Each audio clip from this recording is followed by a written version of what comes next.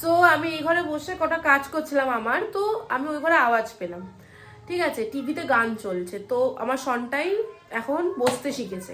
তো তোমাদেরও দেখাই যে ও ঠিক কিভাবে বসে টিভি দেখে, চলো।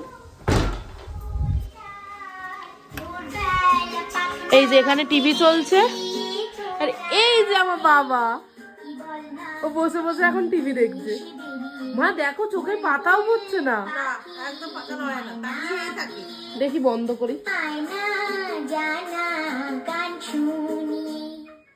কি রে, আমার সাথে কথা বল, আমার দিকে একটু তাকা।